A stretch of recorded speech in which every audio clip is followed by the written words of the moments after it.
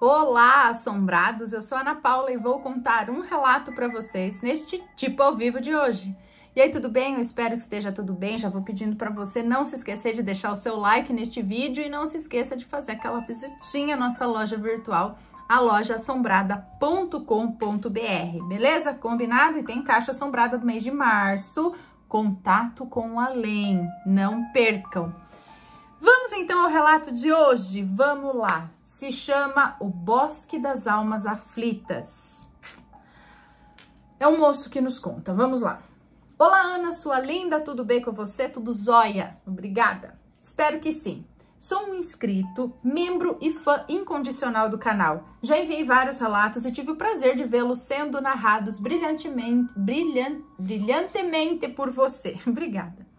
O sobrenatural sempre esteve presente em minha vida e na vida dos meus familiares. Somando isso ao fato de eu ser espírita e trabalhar em hospital, você já imagina o acervo de histórias que eu tenho para contar, né? Pois aqui vai mais uma. Espero que gostem. E nomes trocados sempre. Obrigada. Meu nome é Fulano, tenho 31 anos, sou espírita, kardecista, mas tenho estudado sobre a Umbanda e confesso que tenho me identificado muito. Sei lá, quanto mais eu percebo os preconceitos e medos idiotas que eu tenho da Umbanda, mais vontade eu tenho de fazer parte. Uma pena não haver nenhum terreiro na minha cidade. Mesmo assim, eu procuro cultuar os orixás, em especial Oxum, minha mãe. Bom, esse relato começa no ano de 1996, quando eu tinha 6 anos de idade. Eu finalmente estava entrando no prézinho, algo que sempre ansiei. Pois sendo o filho caçula, ao ver meus irmãos mais velhos indo para a escola, eu me despertava a vontade de ir também. Era um marco na minha vida, né? Os primeiros passos para a alfabetização e também os primeiros passos que eu daria sozinho, uma vez que sempre fui um menino introspectivo que passava o dia em casa assistindo TV sem embarcar em grandes aventuras como meu irmão. Nos primeiros dias, meu irmão ficou encarregado de me levar para a escola, mas isso não duraria muito tempo. Uma vez que, sendo um espírito livre, ele também desejava que eu fosse. Ou talvez só estivesse com preguiça de me levar para a escola mesmo. Fato é que, em pouco tempo, eu já estava indo sozinho para a escola, que era relativamente longe da minha casa. Praticamente do outro lado da cidade. Você ia pro prézinho sozinho assim? Mas era uma cidade pequena, do interior de Minas. Acontece que havia uma forma de diminuir o trajeto até a escola, cortando o caminho por dentro de um bosque. Já conhecemos essa história, menina. Cortando o caminho por dentro de um bosque que ficava nos arredores da cidade. E passando por ele, evitava-se um trajeto mais longo, passando pelo centro da cidade. Minha avó já dizia, quem procura atalho, procura trabalho. Bom, deixa eu ver aqui. Mas, por motivos óbvios, tanto meu irmão quanto os meus pais sempre me advertiram para evitar aquele caminho. Na verdade, eu era proibido de passar por ali. Mas com o tempo eu fiz novos amigos e muitos deles passavam pelo bosque, tanto na ida quanto na volta da escola. E em pouco tempo eu fazia o mesmo na companhia deles. Afinal, estando acompanhado, eu não via perigo nenhum de passar por ali. Fora que a sombra produzida pelas árvores tornava o trajeto bem mais agradável. Era comum escutar uns sons um tanto peculiares que ecoavam pelo bosque. Eram como sons de chibatadas. Muitos diziam que naquele bosque, há muitos anos atrás, ficava o esconderijo de escravos fugitivos, mas que um dia, ao serem descobertos, foram castigados ali mesmo, onde inclusive morreram. Daí a origem dos sons de chibatadas que ecoavam pelo bosque, uma espécie de impressão que ficara gravada naquele local devido à energia gerada por tamanho sofrimento e revolta. Mas, para ser sincero, eu não acreditava nisso. Para mim, aquilo não passava dos galhos das árvores batendo uns nos outros. muito embora na maioria das vezes eles estivessem totalmente estáticos. Mas nenhum de nós estava a fim de encarar explicações que entrassem no campo do sobrenatural, e assim seguíamos ignorando tudo aquilo. Mas um dia, ao adentrarmos o bosque, sentimos que algo estava diferente. Era como se ele estivesse mais escuro, mais frio. Um vento gélido nos fazia tremer, não só de frio, mas também de medo. Pois ao passar pelas grandes árvores, produzia um som de lamúria, que lembrava muito a sonoplastia clichê de fantasmas, tipo... sabe? Aquela coisa assim, acredito. Seguíamos tensos pela trilha do bosque, até que escutamos um rosnado atrás de nós, e ao olharmos para trás, nos deparamos com um enorme cão, que avançava sobre a nossa direção ali, feroz e ameaçador. Corremos o mais rápido que conseguíamos, mas o cão já estava prestes a nos alcançar. Foi quando eu gritei, vamos nos separar! O grupo de mais ou menos 6 garotos se dividiu, saindo da trilha, metade para a esquerda e metade para a direita, sendo que os que foram para a esquerda tiveram que subir um barranco e os que foram para a direita tiveram que descer. O cão, então, passou direto, ignorando ambos os grupos. Nós que fomos para a esquerda, após subir o barranco, nos deparamos com uma área plana, com grama, mato e algumas árvores mais distantes umas das outras. Aquela paisagem era nova para nós e ficamos a contemplá-la, imaginando que poderíamos fazer um piquenique ali qualquer dia. Mas ao olhar para as árvores mais distantes, nos deparamos com uma imagem que marcaria nossas vidas para sempre. Por pouco passaria despercebido, mas parece que era nosso destino encontrar aquele pobre coitado que estava ali no galho de uma árvore, balançando conforme a vontade do vento. Sem dúvidas, uma imagem forte para crianças ou mesmo para adultos. A princípio pensamos que era um boneco de Judas, sabe? Tipo aqueles que costumam malhar Judas na Sexta-feira da Paixão, mas essa já havia passado. Chegamos mais perto e pudemos constatar o que realmente se tratava. Bom, eu não preciso detalhar o quanto foi assustador. Saímos em disparada, todos gritando o mais alto que podíamos. Encontramos o outro grupo na trilha e ele se juntou a nós, tanto na correria quanto na gritaria, mesmo sem saber o motivo de tanto escândalo. Pouco tempo depois, retornamos ao local, agora acompanhados já de adultos, para indicar o local onde encontramos o corpo. Dessa vez, me sentindo mais seguro e protegido, eu pude me atentar aos detalhes. Examinei com um olhar de perito o corpo daquele infeliz, de modo que por anos aquela cena, o rosto, a expressão de desespero e agonia se fizeram presentes nos meus pesadelos. Mais tarde eu soube que o motivo pelo qual aquele homem resolveu dar fim a tudo foi em virtude de uma forte depressão. Mas o que eu sabia sobre depressão com 6 anos de idade, né? O fato é que tive pena e orei para que aquele infeliz pudesse encontrar a paz. Muitos anos se passaram, eu já nem morava mais naquela cidadezinha, embora ainda tivesse muitos parentes que moravam lá. Quando me tornei espírita, minha família começou a me tratar como se eu fosse algum tipo de caça-fantasma e sempre me procuravam para esclarecer possíveis eventos paranormais.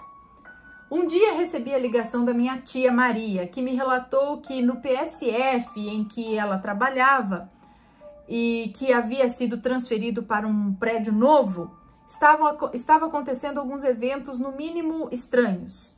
Eram portas e janelas que abriam e fechavam sozinhos, mesmo quando não havia vento ou qualquer coisa que justificasse tal ocorrência.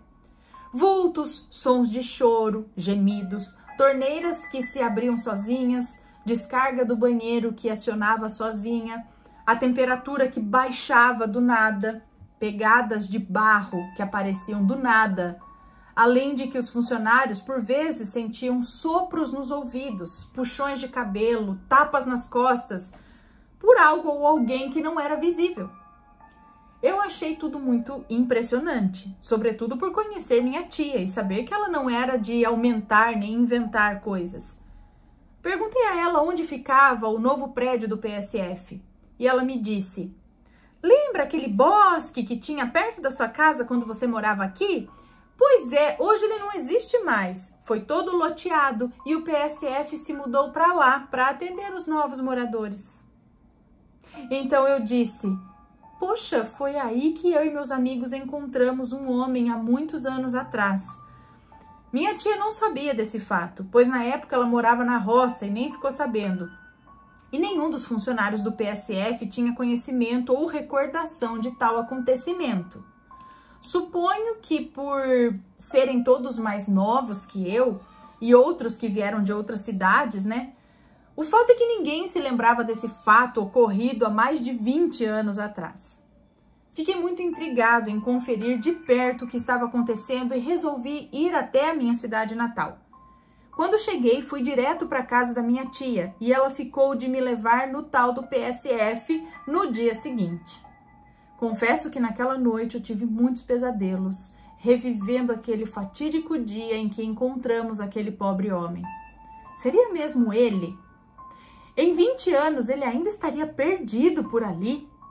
Algo me dizia que havia mais coisas por trás de tudo isso. No dia seguinte, fomos minha tia e eu, mas antes eu pedi para ela guardar segredo sobre a minha descoberta de anos atrás. Fui muito bem recebido pela equipe do PSF, que me tratavam como se eu fosse Ed Lorraine Warren. Me enchiam de perguntas que eu não fazia nem ideia de como responder, mas dava uma de mestre dos magos e dava uma enrolada com um ar de enigma. Minha intenção não era enganar ninguém, eu só não queria decepcioná-los.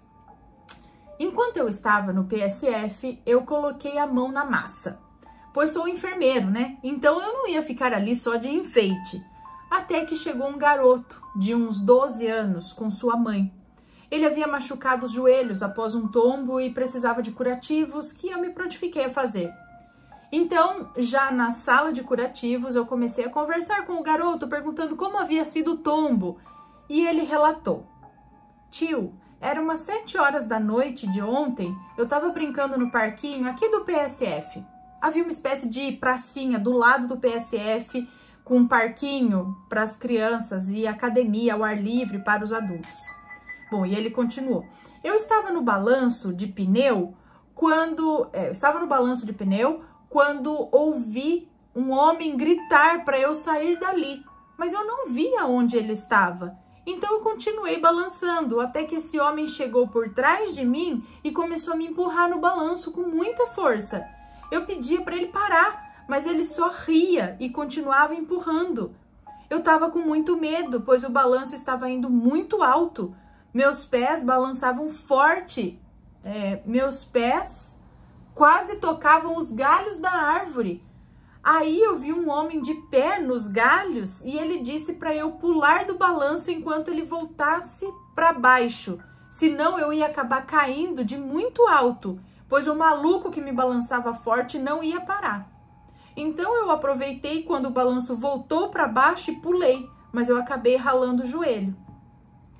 Eu perguntei se o maluco não tentou fazer mais nada com ele, mas o garoto disse que após pular do balanço, o maluco saiu correndo. Nem deu para ver quem era. Só deu para ver que era um homem preto com roupas surradas e sujas. Aí eu perguntei sobre o outro homem que estava em cima da árvore e que mandou ele pular. Mas ele disse que saiu correndo sem olhar para trás porque o homem da árvore parecia um zumbi do Resident Evil. A mãe do garoto, vendo a minha cara de espanto, me olhou e disse: olha, eu sei que é difícil de acreditar, mas o meu filho não mente. Várias pessoas já viram esse homem preto correndo pelas ruas e um outro que aparece gemendo, andando como um morto-vivo, todo roxo e com a língua para fora, babando muito e com uma corda no pescoço. Eu acho que foi ele que ajudou o meu filho. Olha, foi impossível não ligar a descrição da aparição com o homem que nós encontramos aquele dia, lá no passado, pois ela descreveu exatamente como aquele corpo estava. Me fiz de desentendido e perguntei, mas já houve alguma coisa desse tipo? Alguém tirou a vida por aqui? E ela respondeu que não, que o bairro era novo e ela foi uma das primeiras moradoras. Por isso conhecia todo mundo e nunca ficou sabendo de nada desse tipo. Ficou claro que ela ignorava o que havia acontecido ali anos atrás, quando aquele bairro era um bosque. Bom, passado um tempo, estávamos tomando café da tarde quando perguntei sobre a árvore do balanço para o pessoal do PSF. Pois era estranho uma árvore tão grande e antiga num bairro com apenas 2 anos. Então eles me disseram que quando foram lotear o bosque que havia ali antes, né? Tentaram preservar as árvores que dava para manter sem derrubar, sabe?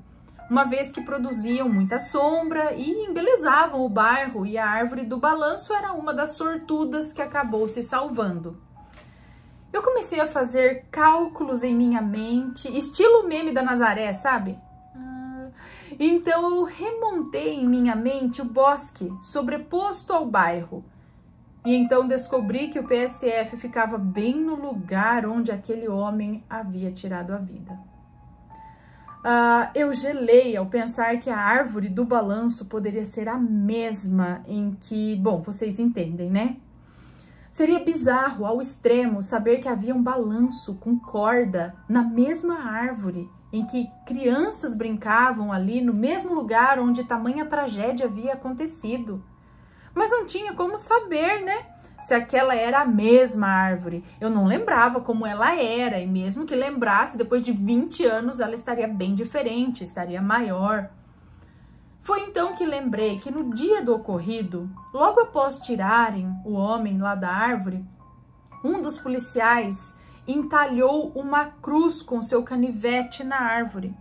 Ele nos explicou que aquilo era para o lugar não ficar assombrado, pois se dependesse da mulher do homem falecido, ela nunca colocaria uma cruz no local. Então saí correndo para procurar a cruz na árvore. O pessoal do PSF, sem entender nada, veio atrás de mim, que rodeava a árvore feito um doido, e começaram a me perguntar por que de tudo aquilo. Foi quando eu resolvi contar toda a história para eles. Eles ficaram perplexos e se puseram a procurar a cruz entalhada na árvore também, mas sem sucesso. Eu fiquei frustrado e a equipe aliviada. Era fim de tarde e hora de voltar para casa da minha tia, Após o jantar, fiquei matutando sobre aquilo tudo. Era óbvio que o espírito do homem estava preso ali, mas como ajudá-lo? Eu orei e pedi auxílio aos meus mentores, meus guias, e finalmente eu dormi. Naquela noite, sonhei que estava no bosque junto aos meus mentores, e eles me diziam que era preciso consagrar a árvore para que o espírito pudesse se libertar, pois ele estava preso a ela, tal como um cachorro na coleira. Vez ou outra conseguia sair e andar pelas ruas, mas logo a corda o puxava de volta para aquela árvore. Então eu disse que não tinha como consagrar a árvore, pois não era a mesma. Aquela árvore provavelmente tinha sido derrubada. Então o meu mentor me disse: há muitos anos, quando você era uma criança pequena, você encontrou o corpo desse pobre infeliz. De todos que estavam ali, você foi o único que cresceu sem se esquecer daquele pobre homem. Mas você não foi o único que cresceu. Foi então que eu acordei. Cara, como assim o sonho acabou? Eu precisava de mais detalhes, mais orientações. Bom, mas fazer o quê, né? Pensei em voltar a dormir para ver se o sonho continuava, mas não continuou.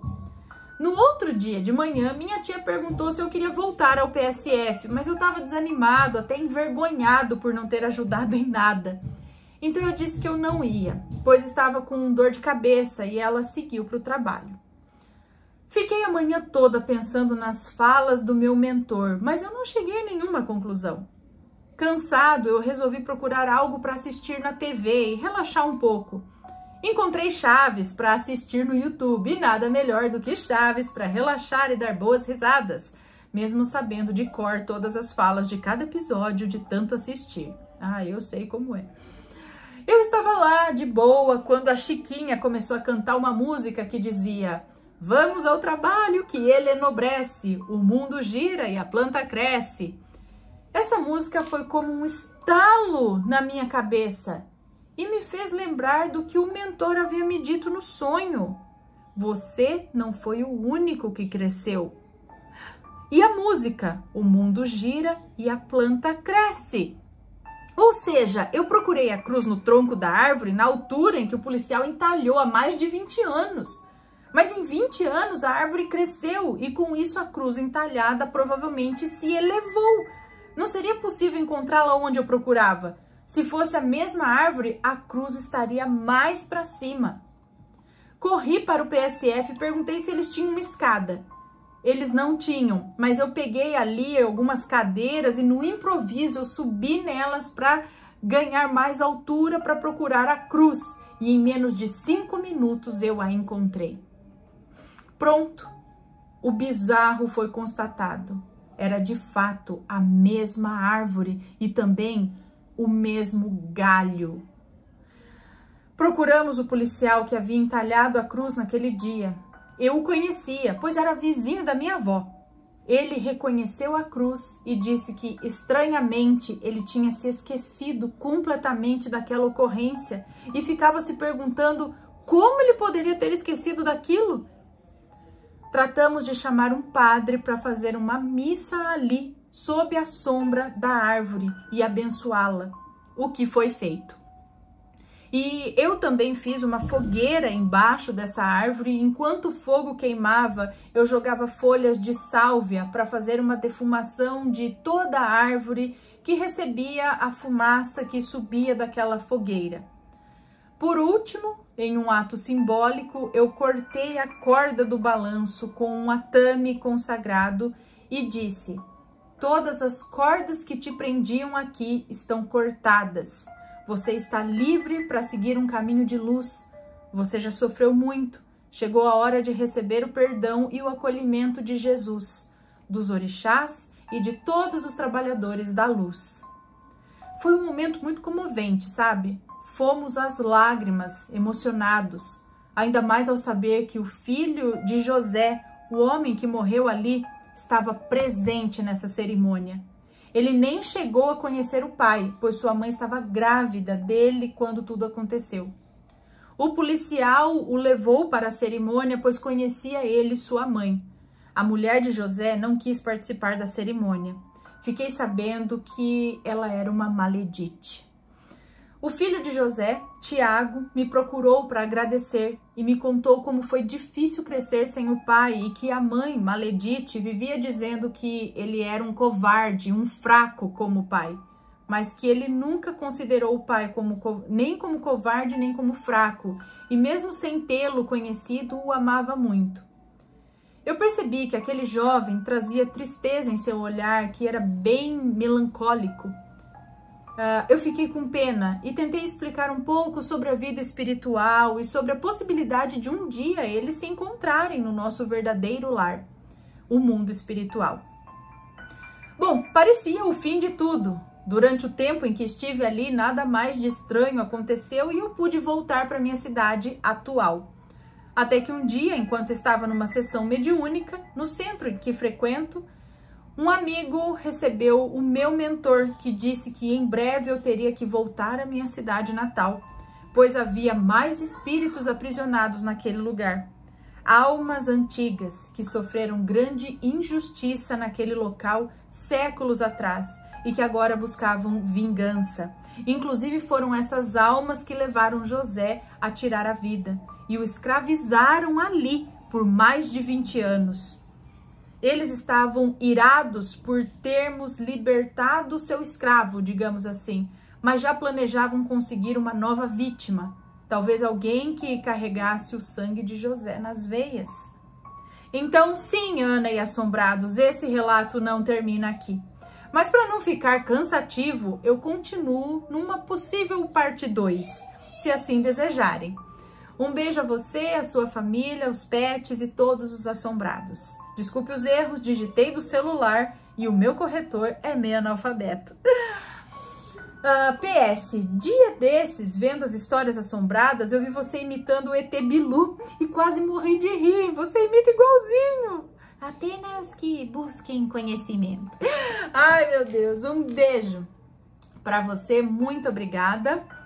Bom, gente, então vamos esperar a parte 2 agora. Então tem mais coisa nesse solo, né? O que aconteceu. E olha só, conseguiram libertar aí a alma dele, ficou preso. Gente do céu, quanta coisa que acontece no mundo que a gente não vê, né? Que, assim, quem não percebe, o que talvez seja a maioria das pessoas, não sei, a gente nem se dá conta, né, do que tá acontecendo do lado de lá, né? Já aconteceu algo parecido com vocês? Manda um relato pra gente. Pessoal, este foi o relato de hoje. Um beijo pra vocês e a gente se vê num próximo relato.